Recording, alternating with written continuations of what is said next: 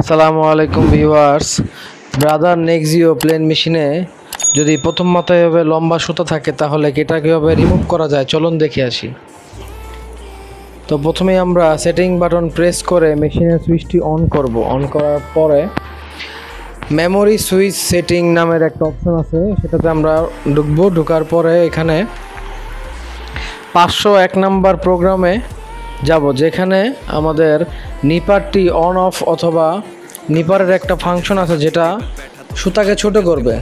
তো setting for thread holder, এটাকে আমরা 1 করে ওকে করে সেভ করে নেব।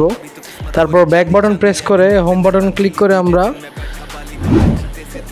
ব্যাগে চলে আসবো। তো এখন দেখুন বন্ধুরা, আমাদের প্লেন মেশিনের প্রথম মাথায় কোনো সুতা নেই, সুতাটি রিমুভ হয়ে গেছে। তো আপনারা দেখতে পাচ্ছেন এখানে নিপারটিও কাজ করতেছে। তো ভিডিওটি ভালো লাগলে অবশ্যই শেয়ার করবেন। ধন্যবাদ।